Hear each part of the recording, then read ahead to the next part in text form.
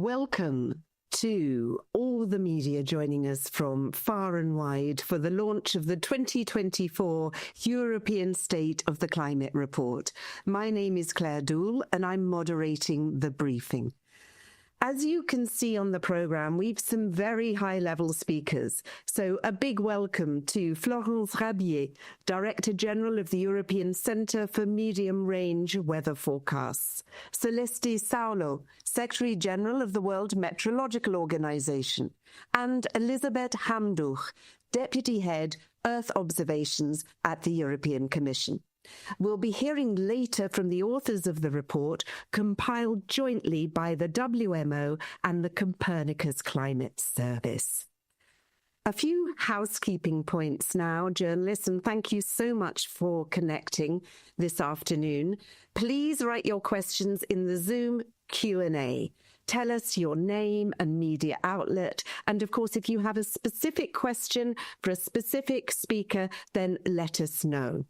This briefing is live streamed on YouTube and, like the report, is under embargo until 4 a.m. CET on the 15th of April.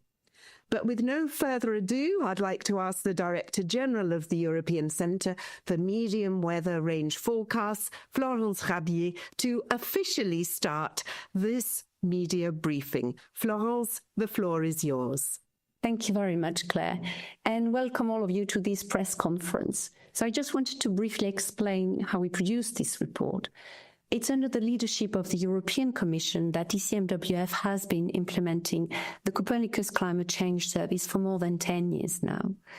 And we started this report in 2018, this European State of the Climate Report. Since then, it's really become a vital and authoritative tool for monitoring climate change. And we are delighted to have been publishing these reports with WMO since last year. So how we do it? By combining the best available information from satellites, in situ ground-based data and physical knowledge of the Earth system, we can get the most accurate picture of what the planet is like today. And our findings tell us that Europe is the fastest warming continent, and it just experienced its warmest year on record.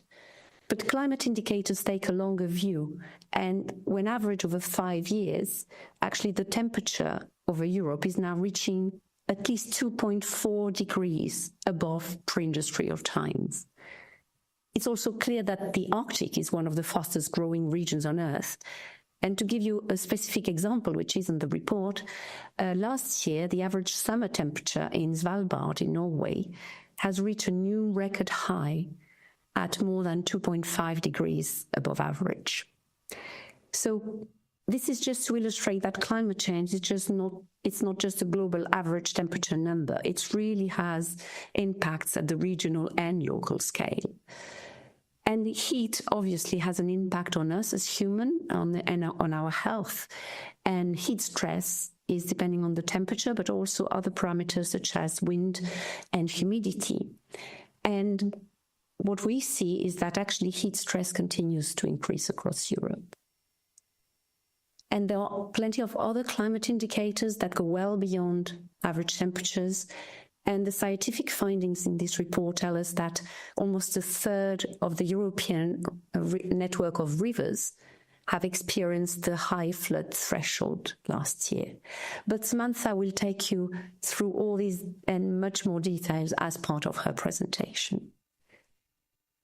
So I think that you, as a journalist, must take this information, you must take this science and this data, you must convey these messages to your respective audiences to highlight the importance of building greater resilience and preparedness.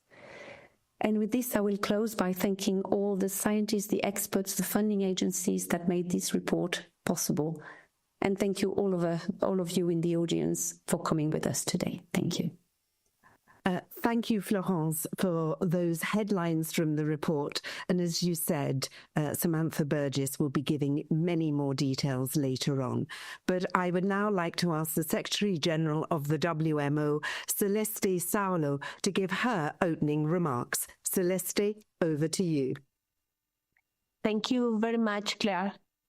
And thank you for inviting me to this press conference. This is the second time, as Florence already said, that Copernicus Climate Change Service, ECMWF, and the World Meteorological Organization have produced a joint State of the European Climate Report. I congratulate the C3S team for all its excellent work. I thank my fellow panelists and national meteorological and hydrological services for their contributions. European State of the Climate Reports gives vital regional insights in much greater detail than the WMO State of the Global Climate Report. The Global Climate Report confirmed that 2024 was the warmest year on record, based on 6 global datasets, including C3S. Each of the past 10 years have been the warmest 10 years on record. Climate change indicators such as ocean heat and acidification, sea level rise, sea ice are alarming and have major implications for every single continent, including Europe. Glacier melt is unprecedented, and that is why the United Nations has declared 2025 as International Year of Glaciers Preservation. Since records began in 1975, glaciers worldwide have lost a total of more than 9,000 billion tons. This is equivalent to a huge ice block of the size of Germany with a thickness of 25 meters. Later in this press conference, you will hear more about the state of glaciers in Europe, the world's fastest warming continent. My message to you today is simple. Every fraction of a degree matters. It matters in terms of risks to our economies, disruptions to our society, damage to our ecosystems, and threats to our children and grandchildren. Climate adaptation is not a future option. It's a very real necessity now, today, not tomorrow. WMO and its partners are therefore intensifying efforts to strengthen early warning systems and climate services. We must make societies and economies more resilient to extreme weather, such as the catastrophic flooding and extreme heat, which we saw in Europe in 2024. We are making progress, but some countries in Southeast Europe and the South Caucasus lag behind. We therefore need to go faster, we need to go farther, and we need to go together. To conclude, WMO this year marks its 75th anniversary. Throughout those 75 years, free data exchange has been one of our cornerstones. ECMWF and Copernicus Climate Change Service are champions of this free data exchange. The world is more prosperous and secure as a result. Let us continue to uphold and strengthen the spirit of open collaboration. I thank you all. Thank you, Celeste. Congratulations on WMO's 75th anniversary. And as you said very clearly, every additional fraction of a degree of temperature rise matters. It's now my pleasure to give the floor to Elisabeth Hamdouch, Deputy Head Earth Observation at the European Commission, for her keynote address. Elisabeth. Thank you. Hi, good afternoon, everyone. Dear representatives of the media, it's great to see so many of you here. It shows how important this publication is. The European State of the Climate Report has become a key reference to monitor climate change in Europe. And it's with immense pleasure that we welcome this 2024 edition, jointly released by the Copernicus Climate Change Service and the World Meteorological Organization. The report shows that Europe is severely hit by climate change. And it also illustrates the important contribution that Europe makes in understanding and monitoring climate change with Copernicus. Copernicus is the Earth observation flagship of the European Union's space program. So it's funded by the European Union with a partnership or with the European Space Agency, and it's managed by the European Commission. Copernicus offers unique capacities and tools to monitor our climate and to underpin European climate change mitigation and adaptation strategies to keep us better on track with the goals of the Paris Agreement and also to accelerate the green transition. It makes a crucial contribution to resilience and preparedness in the EU. As such, Copernicus represents a very important EU investment, and it's an investment in sovereign climate data and services. And we are fully committed to this for the future. This will also include in the future an advanced CO2 monitoring mission for Copernicus. Many decision makers and economic actors already use Copernicus with its free and open data. Copernicus helps companies step up competitiveness, to guide business decisions and optimize operations. We have a good example that is also highlighted in the report, and that's the energy sector, to speed up the clean energy transition and roll out renewables and to step up energy efficiency. According to the report, just to give you an example, 2024 saw a record proportion of electricity generation by renewables at 45%. So on behalf of the European Commission, I thank and congratulate ECMWF and WMO for their excellent collaboration and thank all contributors across research and operational networks and communities for their outstanding work for this very important publication. Thank you. Thank you, Elisabeth, for highlighting the very important collaboration. So, as you've heard, this year's Europe State of the Climate report says that Europe is the fastest warming continent, where we're going to dig a bit deeper into the report now. So it's my pleasure to ask the Strategic Climate Lead for ECMWF, Samantha Burgess, and the Deputy Director for Climate at the Ministry for Environment and Climate in Luxembourg, on behalf of WMO, Andrew Ferrone, to share some of the report's key findings. Samantha, the floor is yours. Thank you so much, Claire. If we could get the slides up, please. So welcome everyone to the press briefing for the European State of the Climate report today.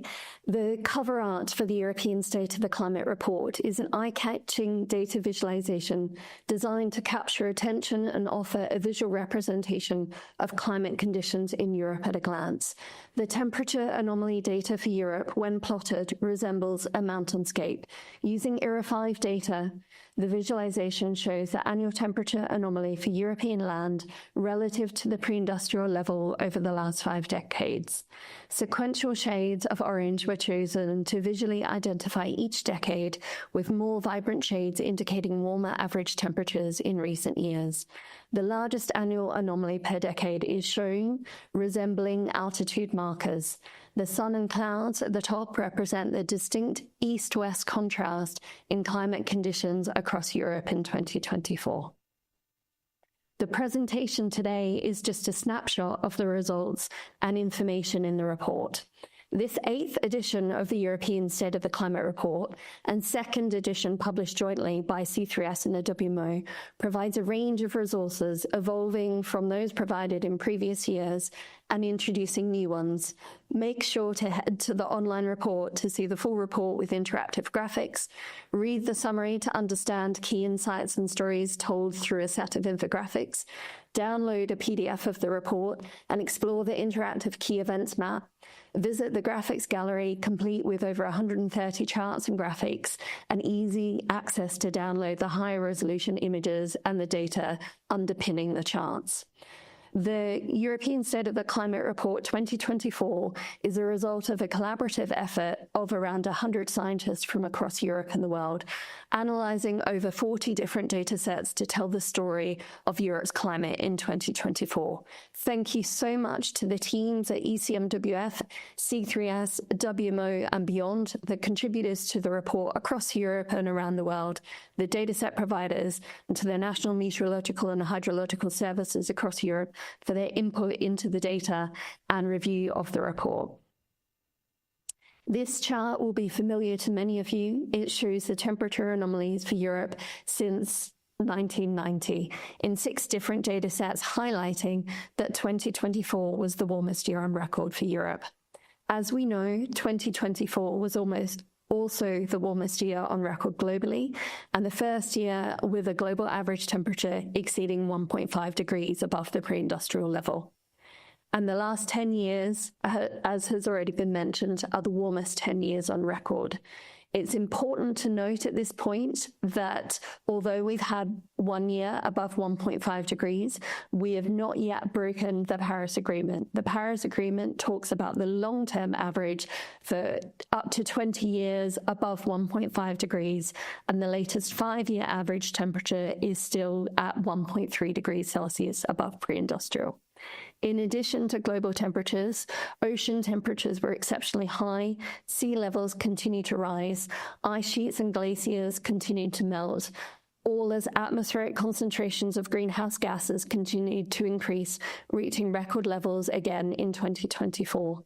Since the 1980s, Europe has been warming at twice the global average rate, making it the fastest warming continent on Earth. While it was the warmest year on record for Europe as a whole, in some parts of Europe it may not have felt like it, with much of the record warmth in the eastern and southern parts of Europe, shown by the darkest red colour on the map on the left. Other areas saw generally above average temperatures for the year, except for Iceland and parts of Greenland, which were the only areas where it was cooler than average, as shown in blue on the map. Looking at Europe's average condition throughout the year, our analysis shows in the chart on the right that averaged over Europe, 45% of days in 2024 were much warmer than average, and 12% of days were the warmest on record. While much of Europe was warmer than average for the year as a whole, southeastern Europe experienced a long period of extreme heat during the summer. While in recent years we've seen heat waves that have broken local records for high temperatures, a key feature of the summer in southeastern Europe in 2024 was the duration of the heat. The extreme heat and drought in summer in southeastern Europe are the focus of one of this year's spotlight sections of the report.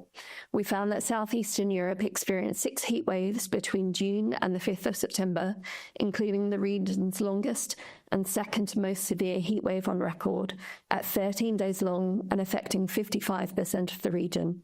At times, there are as few as 3 or 4 days between heat waves, with a total of 43 out of the 97 days of summer seeing heat waves. There were also record high numbers of days with heat stress and tropical nights. The heat stress metric accounts not only for temperature, but also humidity, wind speed, sunshine, and how the human body reacts to the environment. Tropical nights are those where the temperature doesn't fall below 20 degrees Celsius. We look at these because high nighttime temperatures can also impact health, offering little respite from the heat stress of the day. According to the IPCC, the Intergovernmental Panel on Climate Change, global warming of 1.5 degrees Celsius could result in 30,000 excess deaths per year from extreme heat in Europe, with southeastern Europe seeing the highest and fastest rising toll. Across Europe, regions aren't warming at the same rate. Svalbard, in the European Arctic, is one of the fastest warming places on Earth. For the Arctic as a whole, 2024 was the 3rd warmest year on record, and Svalbard saw its 3rd consecutive record warm summer, exceeding 2023's record by a very large margin of over 1 degree Celsius. In the European Arctic, the summer saw contrasting conditions, which can be seen in the map on the left, showing anomalies and extremes in temperature over the European Arctic.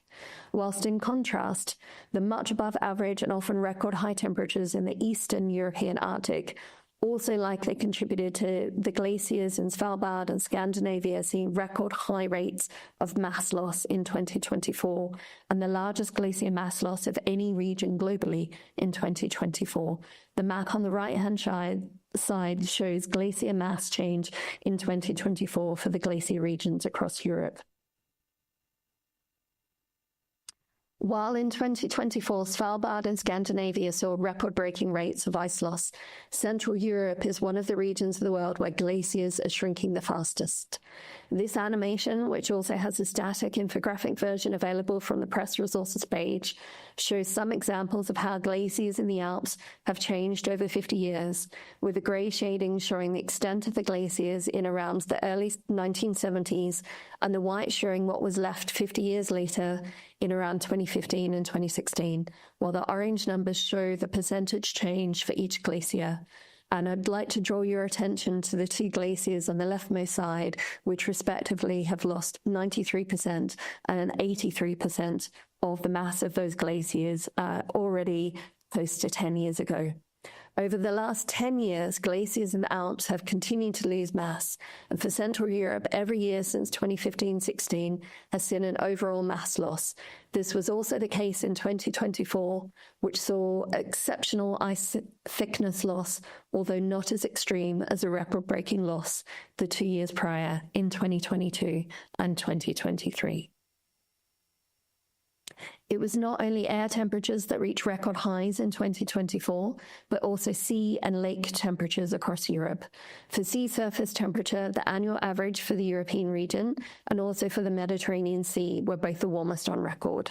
For the Mediterranean, shown in the chart on the right-hand side, the annual average sea surface temperature far exceeded the previous record, which was only set the year before in 2023, and the summer also saw several marine heatwave conditions.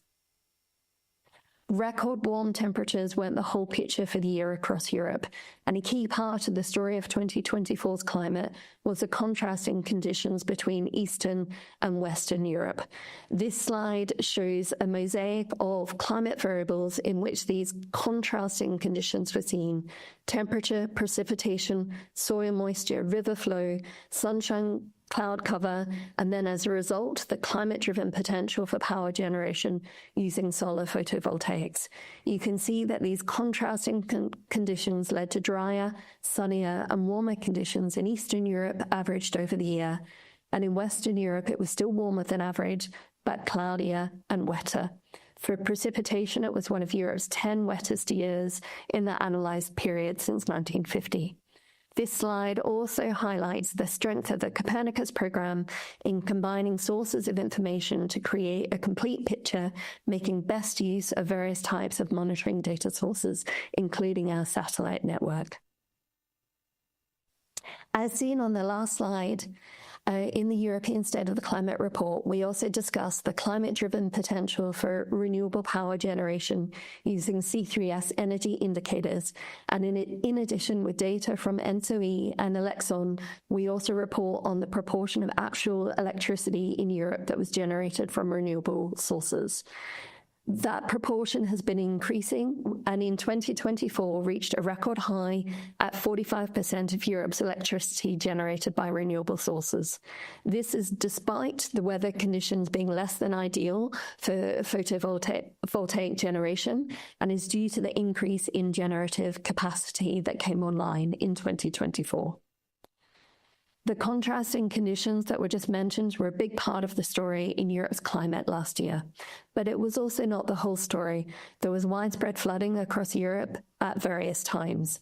Europe saw the most widespread flooding since 2013, with river flows in 30% of the river network exceeding the high flood threshold and 12% exceeding the severe flood threshold.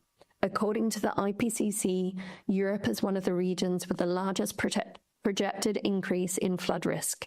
You can find out more information on the widespread flooding in 2024 in the Flooding Spotlight section of the report, which also goes into more detail about two of the severe events that occurred in Europe last year, Storm Boris in September and the devastating flooding in Valencia in October, which I'll briefly touch upon now. The flooding section describes the events associated with Storm Boris, which developed in the second week of September, with extreme precipitation affecting a widespread area of Central and Eastern Europe, leading to flooding in 8 countries: Germany, Poland, Austria, Hungary, Czechia, Slovakia, Romania, and Italy. There were fatalities and widespread damage in some parts of Poland, Germany, Czechia, and Romania. Up to 3 months' worth of rain fell in 5 days from the 12th to the 16th of September. And in the upper Danube basin, this was by far the largest 5-day rainfall total on record. On the right-hand side, we focus on Valencia, which was severe flooding that impacted Valencia and the neighbouring regions of Spain at the end of October, where the intense rainfall combined with river flooding led to devastating impacts, with at least 232 lives lost. The storms persisted for several hours on the 29th of October, breaking national records for total rainfall in the 1, 6, and 12-hour records. The 1-hour rainfall total more than tripled the threshold for defining torrential rain. The map on the right-hand side shows rainfall totals on the 29th of October using observed data provided by the Spanish National Meteorological and Hydrological Service. As our climate warms, we're seeing more and more extreme events. This map shows some of the key events that impacted Europe in 2024, from heat waves to cold waves, storms and floods to droughts. We heard already about the widespread flooding across Europe last year and the extreme heat in southeastern Europe during the summer, but there were also some significant cold wave events, a large number of storms, with northwestern Europe's 2023 to 2024 season seeing the most named storms since storm naming began in 2015. The European State of the Climate Report also covers wildfires, and in September 2024, fires burning in Portugal contributed to a total of around 1,100 square kilometres burnt, which was around a quarter of the total annual burnt area in Europe in just 1 week. Overall, it's estimated that at least 335 lives were lost in Europe last year due to storms and flooding, with over 400,000 people affected and another 42,000 affected by wildfires. These extreme events led to an estimated 18 billion euros of damages, 85% of which is attributed to flooding. The key events map this year also features examples of climate resilience and adaptation initiatives across Europe. And I'll hand over now to Andrew to talk more about these as part of the overview of the key findings from the climate policy and action part of the report. Andrew, over to you. Thank you.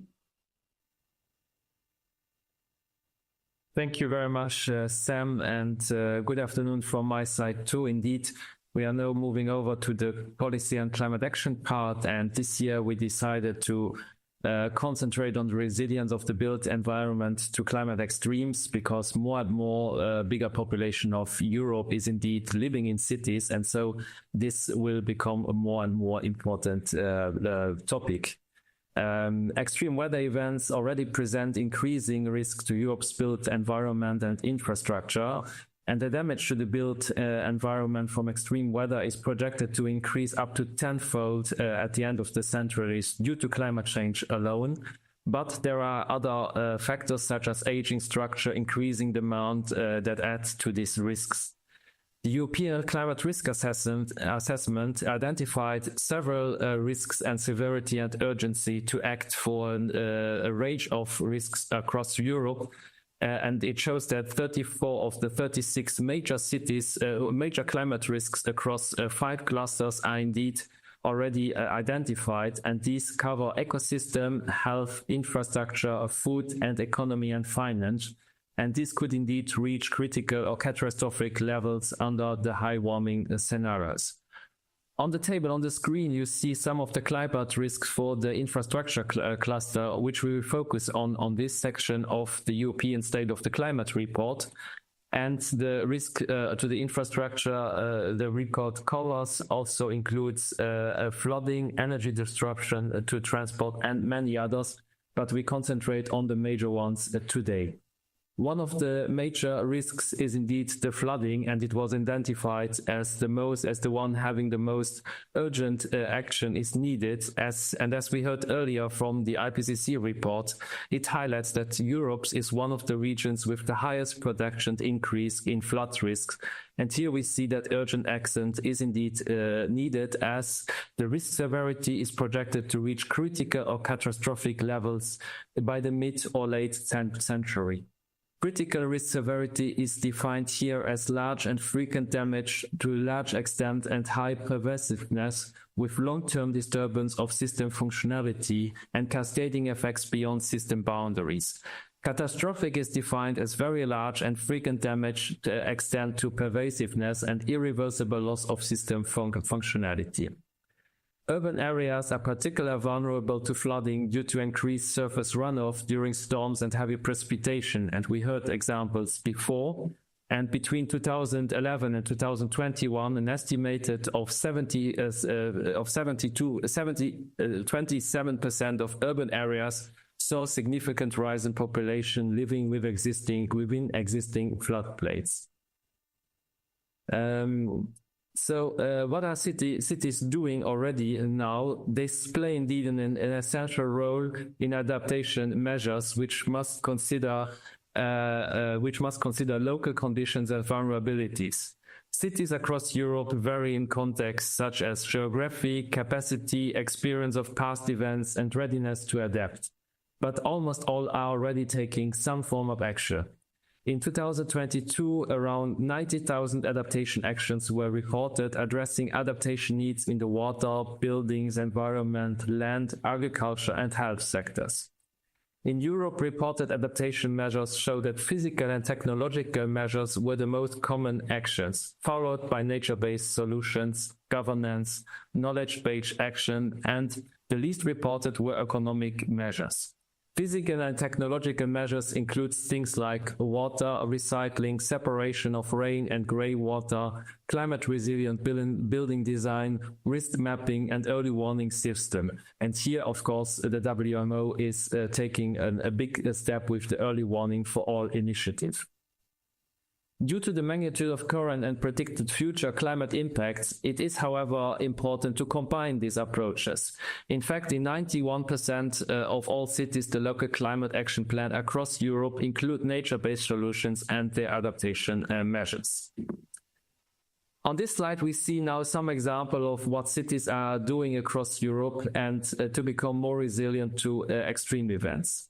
This infographic map highlights just a few examples, and one example is, for example, in the Netherlands, where we have friendly tile whipping competitions between areas and cities to replace paving right tails with greenery, which will have benefits for both flooding and heat waves, which also we saw occurring at an exacerbated scale in 2024.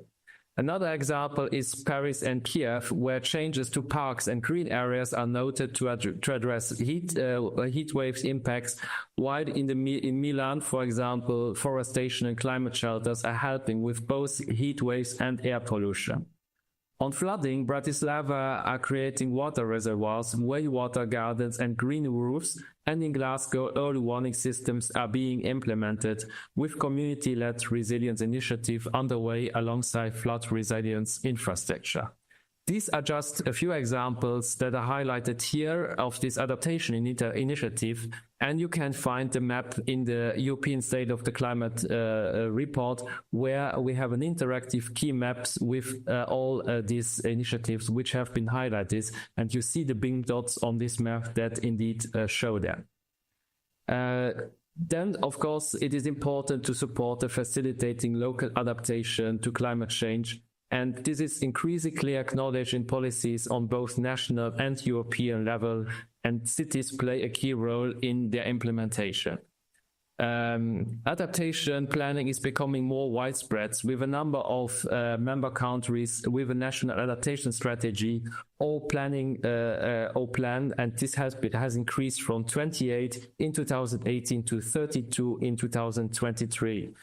Alongside an estimated of 51% of European cities now have dedicated plans, marking a significant progress from the 26% in 2018. And it's estimated that in 2020, an estimated 123 million people in the European Environment Agency countries have lived in adaptation commitment. And by 2024, this number has reached 224.5 million people. So we have a significant increase, nearly a doubling of the population protected. So we see that European cities have become more resilient and progress is significant. But as we heard, climate change is going to continue, and every degree of a degree matters. And the continued efforts will further enhance the capacity to address climate challenges more effectively, and adaptation is required across all sector and governance level, addressing both current climate impacts and protecting against future risks. And with this, I hand back to Claire. Thank you very much, Andrew and Samantha, for that snapshot of the state of the climate in Europe in 2024. We are now going to move to the journalist questions. And the journalists have been asking many questions. You can ask any question to any of our speakers that you've just heard. And we're also joined by Carlo Buontempo, Director of the Copernicus Climate Change Service at ECMWF. And Carlo is also available for your questions. Thank you for putting them in the Zoom Q&A. If you put them one question at a time, that helps us. I am going to roughly take them in the order that you put them in, but I can see there's some themes that are coming out. And one is, why is Europe a climate hotspot? Why is it warming so fast? And the other big theme that there's a lot of questions on are this east-west conditions and the striking contrast. So it seems that these are certainly questions for Samantha and Carlo. I'll begin with the east-west contrast from Le Figaro, Samantha. How do you explain this east-west contrast in many climate variables last year? And can we relate it to global warming? Can widespread flooding also be related to global warming? And if so, how? Thanks, Claire. Thanks for the question. So in terms of the east-west contrast, it can be explained by or related to the atmospheric circulation that prevailed across Europe in 2024. So in 2024, we had high-pressure systems that were frequently positioned over Eastern Europe, leading to fewer clouds and less rainfall. Clearer skies allowed for stronger solar heating, resulting in warmer than average conditions. These high-pressure systems also tended to pull warm and often dry air from the Mediterranean or even from northern Africa northwards, funneling it into Central and Eastern Europe and reinforcing the heat.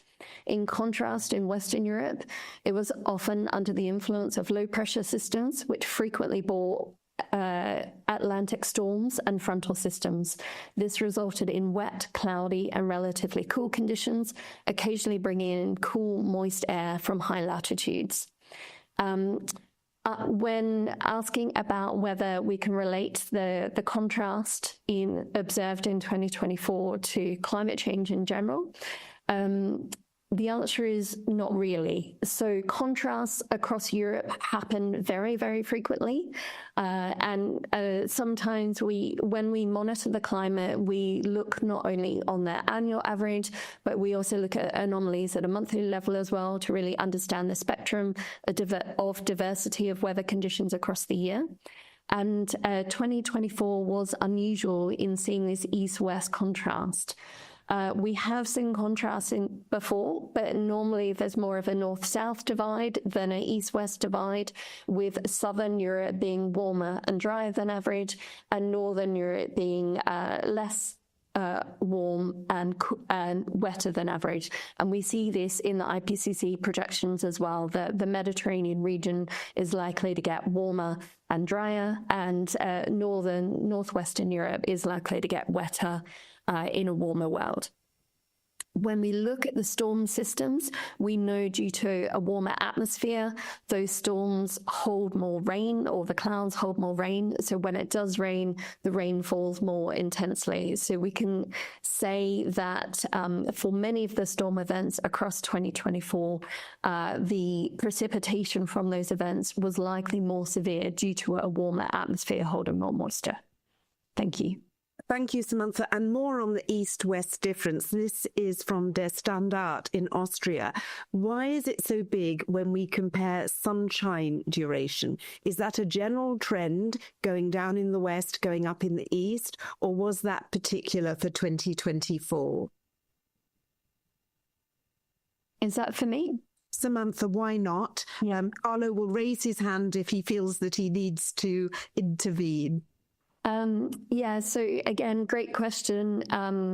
It was unusual for 2024. So at the year before, and the 2023 European State of the Climate Report is still available online. We saw record sunshine duration throughout 2023. So, this is a really nice example of the diversity of the climate system, where we're seeing two very different outcomes within the same variable a year apart. So there's no long-term trend at all in the data that shows that Western Europe is getting cloudier through time. And in fact, it's the inverse. And part of that is due to air quality. So with all the European policies in place to improve air quality, that reduces the aerosols available to form clouds, which means that as a direct result of improving air quality, we have less clouds being formed, which means our skies in Europe are getting clearer. Thank you, Samantha. And there's another question. This is from Sky News on the contrast between the east and west in temperature and rainfall. Perhaps I'll put this one to Saulo, because it's about whether it's a one-off or part of a trend. But also, could we see more Valencia-like flooding somewhere in Europe this year? Saulo, a couple of questions there for you. Thank you, Claire. Well, the contrast across Europe in annual average climate condition are quite common. That's Samantha was mentioning just a minute ago. However, the data for the last 20 years show that an east-west contrast, as marked in 2024, is relatively unusual. And most projections of future climate change in Europe emphasize, as we were saying before, a north-south contrast instead, with an increased drying in the south, which is a combination of variation in precipitation and an increase in evaporation, and wetter condition in the north. The kind of pronounced east-west contrast observed in 2024 is less commonly discussed, and at this stage it is difficult to say with confidence whether the east-west contrast seen in 2024 was related to climate change. Certainly change in circulation, that again we mentioned before, are an important element in that split. Now, coming to the Valencia flood, I guess there are two components worth highlighting. We do know that not just in Valencia, but on the eastern coast of the Iberian Peninsula, a lot of the historical floods have been related to what the local call DANA, which stands for Upper Level Isolated Low Pressure System. And these are responsible for most of the flooding. Now, these events are important there more than other parts of the region, and there is some uncertainty on the robustness of trends for the occurrence of those. At the same time, if we look at across the basin, across Southern Europe in general, we do see that Valencia is not an isolated case. Last year in Europe, we have seen several flooding, and is one of the highlights of the report. And many of this flooding have been related to this very intense and localized precipitation, which may be fueled, as Samantha was saying before, by this high temperature in the atmosphere, which means that the atmosphere in general holds more water vapor and so is more prone to intense precipitation, and also by the high temperature that we have seen in the sea, both in the Mediterranean and the surrounding Atlantic Ocean. Carlo, thank you for your answer. Another question for you, Carlo, on this big contrast from Le Temps, the newspaper here in Geneva, Switzerland. And it says that is the big contrast, east, west and southeast in the summer of 24 in Europe related in any way to North Pole meteorological events? To the North Pole meteorological event? Yes. I see that perhaps somebody is going to give an answer in writing. I think there have been multiple questions from the top, and I was asked the question which one you were referring to. Yes, I get it. Well, at this stage, it's difficult to establish the link between atmospheric circulation in the northern polar region and the contrasting conditions seen across Europe. In terms of processes, there are processes that can be relevant and can potentially explain those, but is not something that is solid on which we can have a well-defined opinion at this stage. However, as described in the report, we do see a marked east-west contrast in the European Arctic during 2024 summer. Record high temperature in the Barents Sea region, Svalbard and northern Scandinavia, relatively cool condition over Greenland and Iceland. The same atmospheric circulation that led to the contrast across the European Arctic also influenced the contrasting condition across continental Europe during summer. So in that sense, there is a commonality possibly driven by a single causing or a single set of causing factors.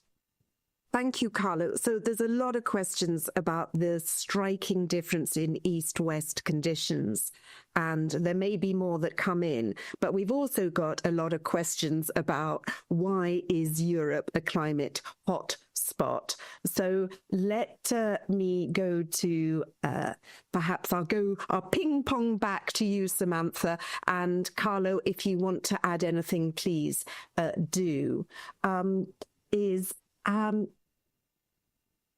If 2024 was the warmest year on record, how much was the anomaly in regards to the average temperature in the reference period? Samantha, that's a question from Clara Palmer. Yep. So it's not a simple answer because we use 6 different data sets and multiple domains that are dependent on the different data sets used.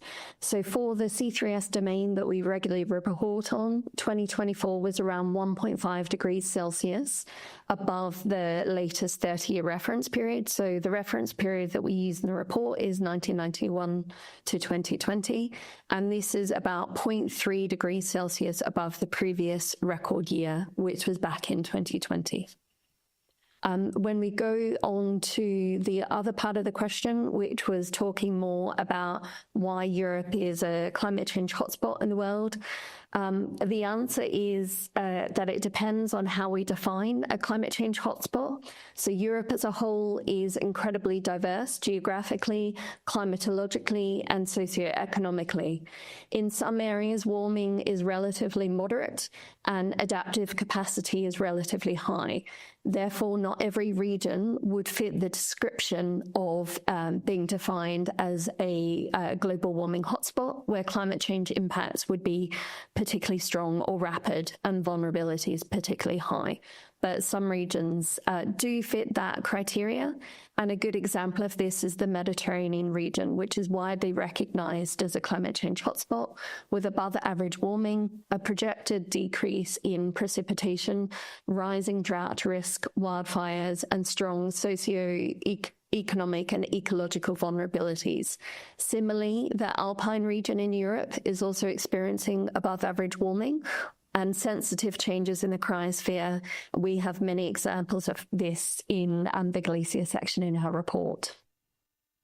Thank you, Samantha. And indeed, exactly on the same area about why Europe is warming twice as fast. The journalist from La Libre Belgique is wanting some figures. Now, I don't know whether you have them at the tip of your fingers, but she's asking, is Europe still warming at a rate of 0.4 degrees C per decade compared to 0.2 C for the rest of the world? Yeah. Carlo, if you'd like to come in, you do. Either way. Okay. Yeah, so I can give some quick statistics, and I guess when we look at a long-term record like temperature change through time, it can sometimes be very easy and tempting to chop the long-term trend into shorter periods to look at changes in the trajectory of that trend line. So we have heard in the media that there's, a question about the rate of change, and is climate change increasing more rapidly than it was historically. So when we look at the data for Europe as a whole, the average temperature increase over Europe, according to our data set Era 5, is 0.49 degrees Celsius per decade, up until, so that's for the Era 5 record, 1979 to 2024, and about 0.53 plus or minus 0.16 of a degree per decade in the last 10 years. So yes, if we cut the long-term trend line into smaller decadal segments, we can see variations, but I would urge against that, because equally we've come out of a moderate El Nino event that has a warming influence on our climate. And I think we all learned from the climate so-called hiatus incident that we really need to ensure that we look at the long-term trends before drawing conclusions on short-term changes in the climate system.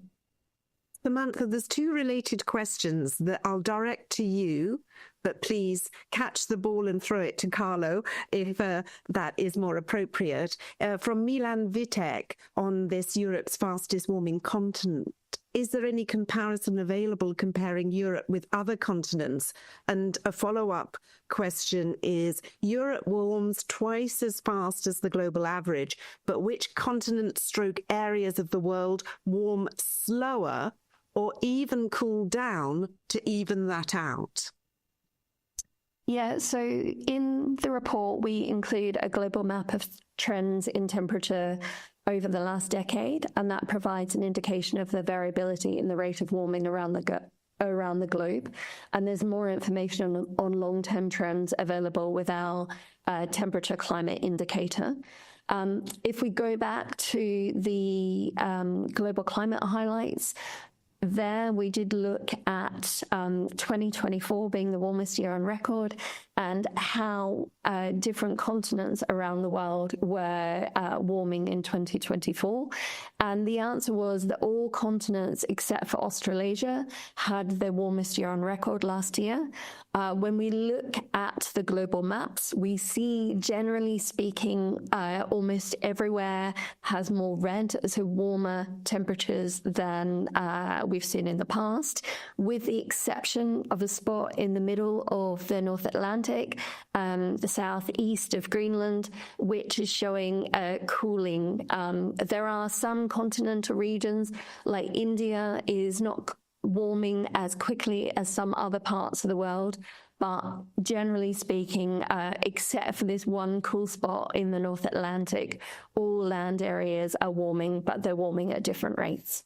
Hopefully that answers the question. Yes, very comprehensive. I just wondered whether Celeste Saulo, the Secretary General of the WMO, as it was a broader question, would like to add anything to that question about what's happening in the rest of the world.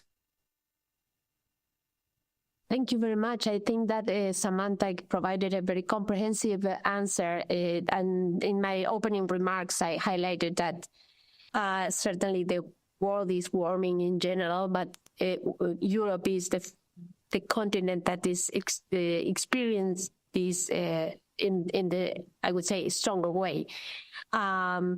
I think that's it's something that we need to assess and understand with lots of details regarding the atmospheric circulation and interactions and teleconnections that are very complex.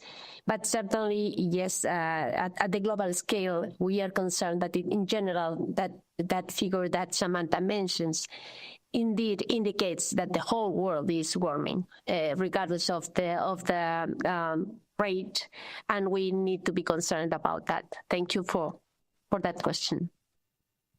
Celeste, perhaps another question for you. Carlo, you might want to come in on it, which is what's the role of Niño, then Niña, in the Pacific on Europe's exceptional weather in Europe last year?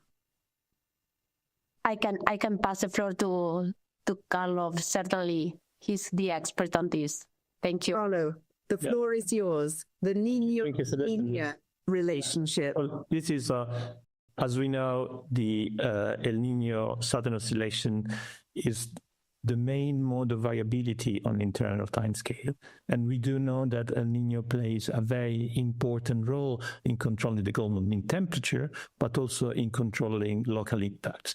Especially in the tropics, this is an important driver. Now, the link with Europe is weaker than the link that exists with many other tropical locations, and in that sense, it's more difficult to make a direct connection between El Niño and La Niña. The links in the peaks of El Niño, as we know, happen in winter around Christmas, hence the name. And also the impact over Europe tend to be stronger in winter than they are in other time of the years. So in that sense, having a one-to-one relationship with some of those events that we have seen is probably a bit stronger. Also because other processes modulate the impact of El Niño, especially outside in other season, like the autumn season, which this year was particularly significant in terms of flooding. So a direct connection cannot be made, but El Niño acts as a modulator of the risk in many respects. And so it's important to monitor the state of El Niño because this can give us a little bit of an advantage in predicting some of those events. Carlo, just sticking with you and El Niño, a question from Le Monde. Why are temperatures still very high in March 2025 instead of having fallen back after the end of El Niño? Yes, well, this is a question that maybe also Samantha may want to chip in, but indeed, I mentioned the fact that El Niño represents the main mode of variability and a very important driver for global mean temperature. There are a very illustrative infographic in the report highlighting the connection between El Niño and the warming temperature. But it's not the only element. So during March 2025, the SSTs in Central Equatorial Pacific were a little above or close to the average, while most above average in the Eastern Equatorial Pacific. So this suggests that actually we are making a transition. So we are now in neutral territory, and there is not a strong El Niño or La Niña at the moment. But if you look at the ocean as a whole, not just in the Pacific, but in the other ocean basins, well, the temperature is still very warm.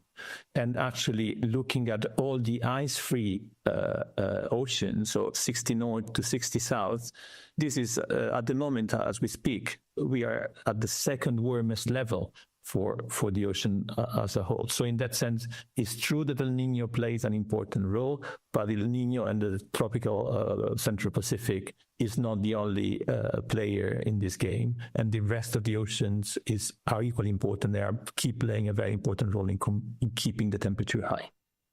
So would you like to add anything? Just to complement what Carlo very eloquently described, so we know that the ocean has absorbed 90% of the excess heat from human-induced climate change. Equally, many people focus on the El Niño Southern Oscillation, which occurs in the Equatorial Pacific, but there's other ocean oscillations in different ocean basins.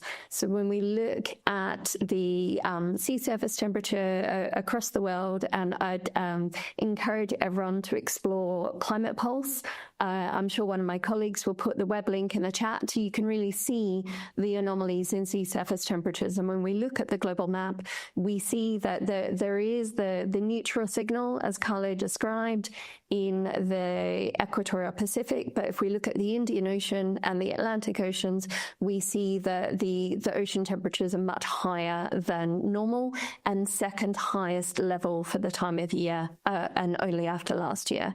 We also know, when we look at the trends through time, that normally the ocean recovers very quickly after El Nino event, but this time around it hasn't done so. So we had the El Nino event, then we went back into neutral La Nina-like conditions, but the rest of the global ocean stayed very warm. So I think we will see more science to come, understanding what is happening to ocean heat content and why the ocean is retaining so much more heat in 23 to 2025 than it has done in historical El Nino events.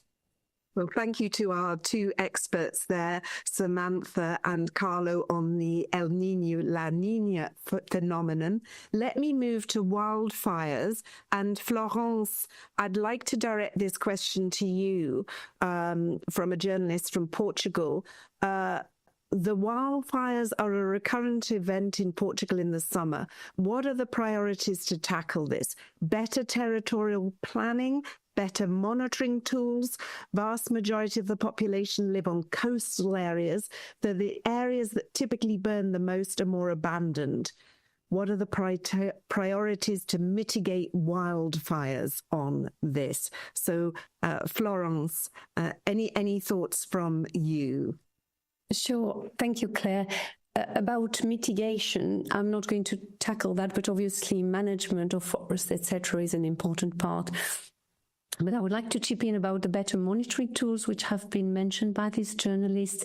And indeed, we are working on both the standard fire weather index, which is mentioned in the report, and which takes into account the conditions that are more favorable to ignition of fires. So they are linked to the weather and, with the temperature and humidity.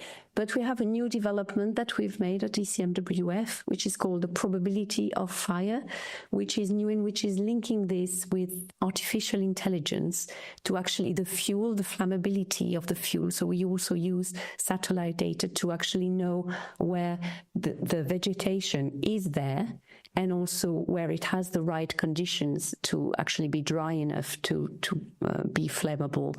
So this is actually quite a new development. So it's not yet distributed widely to all the people managing the fires, but it's quite promising, and we hope that it will be delivered and tried by the specialists on the ground which can tackle that. And this was developed, I want to say, in the context of the Copernicus Emergency Management Service as well. Thank you, Florence. Andrew Ferrone, you were mentioning about progress made in the resilience of cities, and there's a question here from Sky News which says half of cities have no adaptation plan. That sounds alarmingly low, Andrew. Yes, it certainly is. But of course, as I said previously, we have to also see this in context, because in 2018, it was only 26%. So now we are at 51%. So we already have a big increase. But of course, there is still room for improvements, as I also said previously. But you also have to take into account that these are specific adaptation plans. Cities might adapt in different ways. When we think about flooding, for example, we also have measures which are taking to protect cities against flooding. This can be flood protection plans, but it can also be certain nature-based solutions that actually retain the water and so on. And then, of course, as also said, the early warning systems which are developed throughout Europe. So indeed, there is adaptation being done, but of course, not all the cities have a dedicated adaptation plan. So yes, there is room for improvements, but of course, we need also to put this into context. Thank you very much. Thank you very, very much. I'm getting some questions here on Sweden, so I'm going to direct them to Samantha, but anybody who feels that they can answer them, please just let me know. A question about extreme glacier melt. Why was there extreme glacier melt in Sweden and Norway, although the temperatures were not so as extreme in other countries? Do you think this will continue with the same speed due to climate change? Does this year's melting make you think that Nordic glaciers will disappear faster than previously projected? And when will the most affected, in fact, be gone? Samantha. Really interesting question. And unfortunately, we can't give an answer to the second part of it. So the reason why we saw extreme glacier melt in Sweden and Norway in 2024 was to the record warm summer temperatures. And when you have glaciers and temperatures above average or temperatures above zero, the high solar radiation in that part of the world leads to higher melting. In terms of the rate of change, it's, as we've seen between the last few years in the state of the climate, different parts of Europe have had different rates of mass loss. So in 2024, we had record levels of mass loss in the Nordic glaciers, but the year before in 2023, we saw record mass loss in the Alpine glaciers. It's very hard to project when we will lose glaciers. Many of the glaciers across Europe are already much smaller than they were historically 50 years ago. And as Celeste mentioned in her opening remarks, every single fraction of a degree matters. So the sooner we stabilize our climate, the more likely we are to retain the small glaciers around the world. Samantha, just keeping with Sweden, one final question here. It says, it seems in 2024, although the warmest on record in Europe gave Sweden somewhat moderate weather and few extremes, except from the far north where few people live. Does that mean that in a warming Europe and world, Sweden might not be a hotspot for climate change? Or was 2024 unusual somehow compared to the future climate projections for Sweden? There we are. A question about whether we all need to go and live in Sweden. Again, really interesting question. And the answer is that there's much year-on-year variability. So when we look at how the Arctic temperatures have changed through the last 20 or 25 years, that varies in time and space, just like Europe does. So last year, for example, we saw that the European Arctic, particularly around Svalbard, was much warmer than average, particularly in the summer extremes. So we had very high anomalies over the summer. The year before, we had record anomalies in Greenland, and that saw rain falling on the top of the Greenland ice sheet. A couple of years ago, we saw record high anomalies in the Siberian Arctic, and I remember there were lots of news articles about people going swimming in the Siberian Arctic. So it's really variable. What we do know and what we can say is the Arctic overall is one of the fastest warming parts of our planet, but year on year it depends where those anomalies are, and it does vary through time and space. So the Arctic is warming very rapidly. Sweden is a cooler country compared with many of the Mediterranean countries, so it won't see the heat stress that we see in many southern countries, but it still is being impacted by climate change. Thank you. Andrew Ferrone, with your IPCC knowledge here, there's a question from Inside Climate News. How is the increase in Mediterranean sea surface temperature tracking with IPCC projections? And have there been recent upward adjustments, Andrew? Well, we did not compare now in this report exactly the difference with the IPCC reports. I mean, for this we would need to have a look at more long-term trends. I mean, as what was highlighted by Sam and Carlos, we were looking at individual years, and there is year-by-year variability in this. In general, the latest IPCC report was looking at the increases in major climate indicators, of course, sea surface temperature in general, but also global temperatures and so on. And when we look back in the past, actually, the IPCC projections reproduced the observed temperatures and observed changes actually quite well, even from the first assessment reports, which was published in 1990. So actually we have quite a good confidence in these projections and how things are evolving. And so in general, there would be no need for a big change at the moment. But of course, the IPCC has also now started kicked off the work on the seventh assessment report, which will be published in 2028 and or 29. And there we will see now what the IPCC will be saying on the recent extremes that have been observed. Thank you. Florence, Le Temps is picking up on what you were saying about the use of artificial intelligence for fire probability. More generally, as AI has made huge progress on meteorological forecasts, what about the use of AI in climate change modeling? Florence. Yes, that's a really good question, because AI is making huge progress indeed at the moment.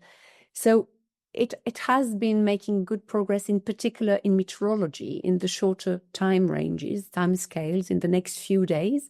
And in particular at ECMWF, we are working with our member states, and we have implemented the very first operational AI model to predict the weather up to 15 days ahead. But there are very good indications that we can predict the weather for longer time scales, in particular the sub-seasonal time scale, which is a few weeks ahead, but also the seasonal time scale. So this is very much pushing from weather to climate. And in the climate space, there are also many opportunities for AI to play a key role. For the time being, it's a bit less developed, but it is very promising. And the advantage of AI is it can be quite accurate, but it's also much faster to emulate some of the physical processes. So as the climate simulations are extremely expensive to run, you can imagine that AI can play a key role to accelerate certain processes and then make more efficient climate modeling. Thank you, Florence. And a question, Celeste, which has come from La Vanguardia in Barcelona, which asks, can the WMO on the flooding in Valencia in last October link that to climate change? Well, thank you very much for that question. I think that in a way, Carlo addressed this before. It's a kind of combination of an extreme event associated with TANA, and at the same time, of course, in a warming environment where you have more water vapor available for extreme rain, as explained by Samantha. This is kind of I would say, very extreme combination of factors that could explain what happened in Valencia. And also the fact that the system remained quite stagnant for a while, and that accumulated precipitation was extremely severe. I would like to use this question also to highlight the importance of early warning systems as systems. What does it mean?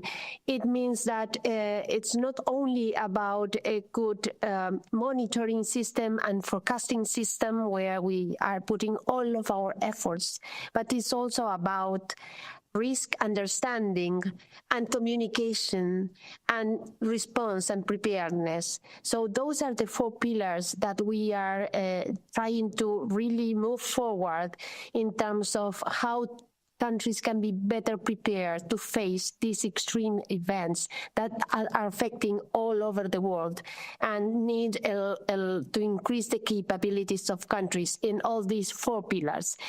So we are happy to contribute from the monitoring and forecasting quality perspective, but we need to highlight the importance of risk assessment, communication, and of course, public understanding of how they can react to protect themselves. Thank you, Celeste. And I'll just go back to Carlo if he would like to add anything. And then I have a couple of Spanish questions for you, Carlo. Right. Well, very little to add to what Celeste so eloquently explained. Maybe just to say that at times the climate change signal is in some of the detail. So if we look at the 24-hour precipitation in the case of Valencia, actually in this case was not the record. The record is a few decades old because Dana play a very important role there, and they've always played that role. But if we look at the detail of the event, and in particular if you look at the intensity of precipitation, hourly, 3-hourly, and 6-hourly precipitation in the case of this devastating flood of Valencia were all record-breaking. And this points potentially towards the role, exactly as Celeste and Samantha mentioned, the role of the high temperature in the atmosphere and the ocean, and the role they can have played in providing, fueling up these storms. Carlo, there's a question here which says, on most maps, the Iberian Peninsula seems to be safe from extremes. Any explanation for that? Well, in a sense, it depends on the map. I would say I don't think I wouldn't prepare to say that it's safe or extreme, especially considering the year that has just passed, where we have seen this devastating flood in Valencia. Maybe this refers to the key event maps where we look at a series of extreme events, and it's just a selection. It doesn't necessarily, we cannot aim to be comprehensive. Also worth highlighting that while we try to have this synoptic overview of what has happened at a continental scale, at the local level, really the reference is the one provided by the National Met Services, and so this is where to go. Year-to-year variability could also be the answer. It depends somehow, because I don't think there is a place that is safe from extreme. So in the last year, we have seen these floods associated with Storm Boris affecting a good part of Central Europe. We have seen the flooding in the Emilia-Romagna region in Italy.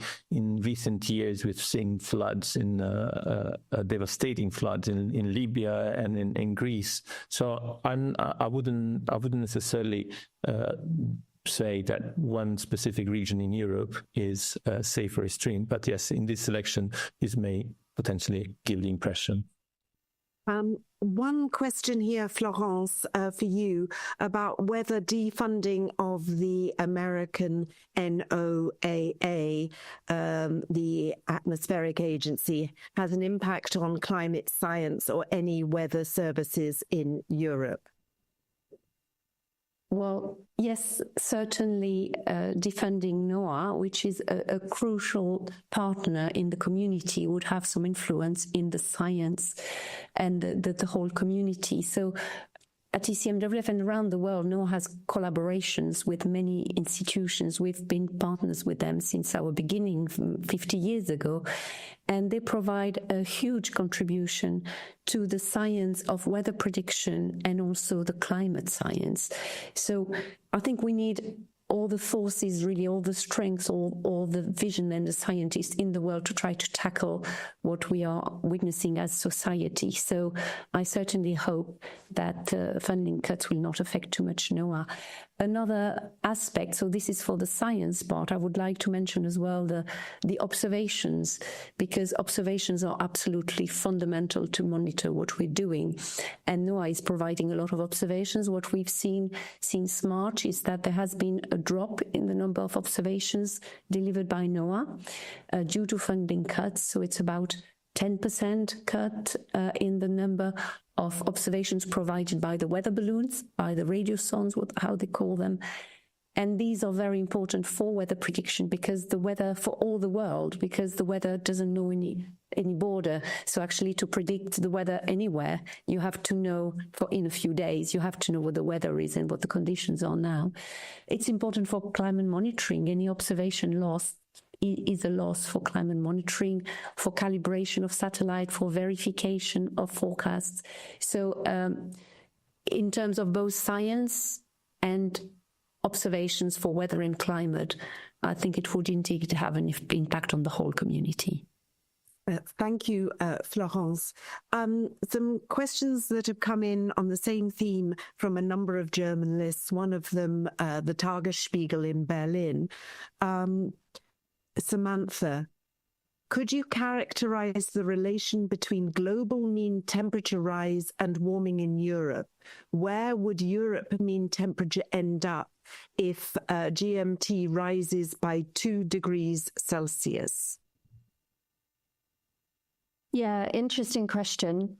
I think the challenge is that when we look at the climate projections and the forcings associated with end of century global warming, it's often divided by different subregions across Europe because they have different climate vulnerabilities. So there's not a projection, as far as I'm aware, that looks at Europe as a region as a whole. And that said, I think the reality is Europe, as we've already described, is one of the hotspots of climate change. So in a way, the expectations of where our climate will be in 70 years' time is dependent on the choices that we make right now. So it's beholden upon all of us to mitigate climate change as much as possible to ensure that those future projections aren't the worst case scenario that have been projected in some climate models. Thank you, Samantha. Another question, I think, for you. This is from the Nikkei News. Has the low level of Arctic ice played a direct role in extreme precipitation and heat events in Europe, such as in Spain and in France? If yes, is there a clear mechanism that can explain the impact of Arctic ice? Yeah, so we didn't look at this specifically within the report, so that's my overall disclaimer. Because the Arctic is warming so much faster than other parts of the world, there is a decrease in the gradient of temperatures between the equator and the North Pole. And because there's a decrease in that gradient, there's a potential impact on mid-latitude circulation. So, I would encourage the journalists to look at the scientific literature to understand where the scientific community is at in terms of implications on that changing gradient and implications for mid-latitude circulation. The sea ice extent did not reach record low values in 2024. It did reach record low values in early 2025, so at the end of the austral melt season, which we saw in February. So we had, it wasn't record low sea ice for Antarctica, but it was record low global sea ice because we had a low Arctic maxima and a low Antarctic minima. With sea ice, its role in the 2024 extreme events in Europe would also require more investigation. But what we can say is that there is greater water vapor content in the atmosphere as the climate warms, and this is, a well understood mechanism. We understand the physics of this very, very well. So as I mentioned earlier, this means that in extreme rainfall events, it's increasing both the frequency of extreme rainfall events and it's increasing the intensity of the rain in these extreme precipitation events. Samantha, another question here. We of course, we know, and you've been talking about the fact that Europe is warming faster than the rest of the world. But the question is, how difficult is it to reverse the trend? How sensitive is the system to future regulations on emissions? So it's a complex question. So Europe is, the atmosphere is connected. So any impacts that we have on climate in Europe are a result of our global emissions and our global concentrations of greenhouse gases in the atmosphere. So we know from the physics of the system, the sooner we get to net zero, so the sooner we stop emitting new sources of greenhouse gases, the sooner our climate will stabilize. We don't know when that stabilization will occur. We don't know if any tipping points in the climate system will have occurred before we stabilize the climate, and we don't know the implications for extreme events once we have a more stable climate. What we do know, and what has been very clear in all of the IPCC reports, is that as long as our emissions continue to increase, we will continue to see more frequent and more intense extreme events. And I'd like to hand over to Andrew to complement more from an IPCC perspective. Yes, thank you very much, Sam. There's not that much more to complement. As you correctly said, indeed, we're expecting more extreme events, so more the temperatures are rising faster in Europe. And so indeed, as soon as we bring down the emissions, this will also then have consequences for Europe. So indeed, the relationship is the same as for the global. So we have to reach net zero CO2 emissions in order to stop the rise of global temperatures. And in that case, also the temperatures in Europe will continue, will actually stabilize. And we need to see how the emissions will evolve after we have reached net zero CO2 emissions in order to know if the temperatures are indeed declining slightly or not on a global level. But this is actually work that will be explored much more in detail in the upcoming IPCC report. So the 7th assessment report to be published in 2028-29. Thank you, Andrew. And thank you, journalists, for all of the questions. If we don't answer any of them, and we've been answering so many of them, the teams will reply in writing. But let me ask Carlo for his response to a question from Bulgaria, which is, what are the risks about Mediterranean Black Sea? And when we talk about rivers, what about the Danube? Can we have instruments to predict earlier? Yes. So I can definitely start and possibly pass to Florence also for the second part of the question. Well, even looking back at the last assessment report of the IPCC that looked at the different risks at the regional level, there is an observed increase in hydrological and agricultural drought in the Mediterranean. There is an increase in aridity that is expected to actually get exacerbated and get worse under climate change. So that's driven partly by changes in precipitation and very clearly by an increase in evaporation. There are also other risks, for instance, associated with an increase in the kind of weather that is conducive to forest fire. For the Danube, discover much of Central Europe, there is an observed increase increasing trend actually in river flooding, and this trend is projected to increase further. So again, looking at the IPCC, Europe is considered one of the regions where the risk of flooding is increasing more rapidly. I guess one of the challenges here is to do the management, the combined management of highlighted or enhanced risk of flooding on the one hand, and the potential enhanced risk of drought on the other. And interestingly, the mega drought in Southern Europe is one of the risks analyzed by the first EU climate risk assessment that was published last year. And in that management, predictive tools play a very vital role. And so maybe I pass to Florence if you on this point. Okay, thank you very much, Carlo. Indeed, predictive tools of flooding in particular and also drought in soil moisture are important. And we are, at ECMWF, we are the computational center of the European Flood Awareness System. And this provides flood risks across big basins across Europe, because the rivers actually cross countries, so you can't just do it locally. You also have to have these stream flows that cross around the different countries. And where we can improve, so we already have at the European scale, we already have a system that predicts these river flows at about 1 kilometer resolution, a bit more than 1 kilometer, which is actually already very precise.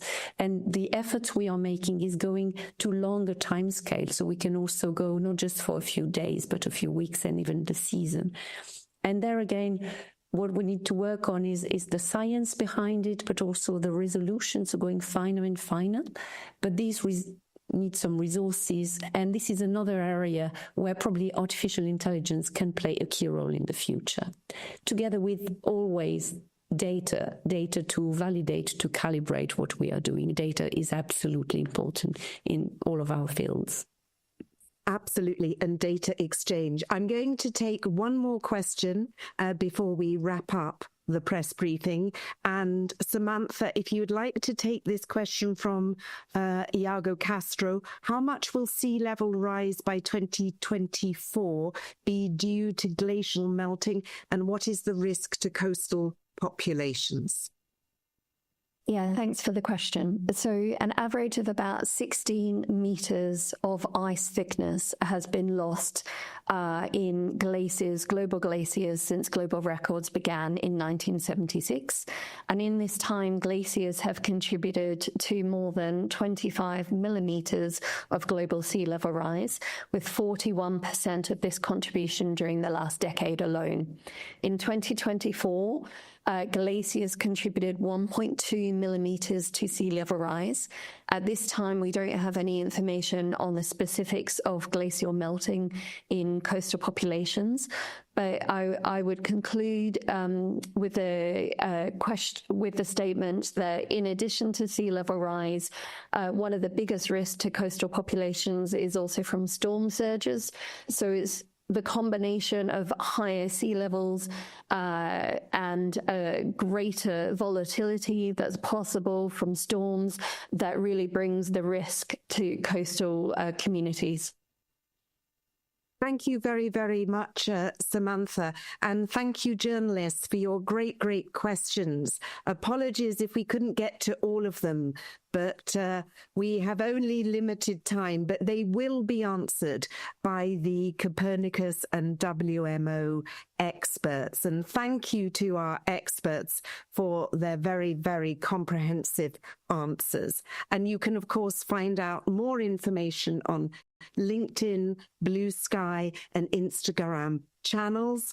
You can also go for more resources and the recording on climate.copernicus.eu. And please remember that the recording and the report, everything is under embargo until 4 a.m. CET on the 15th of April. But from me and our speakers, thank you very much for joining us, and have a great rest of the day.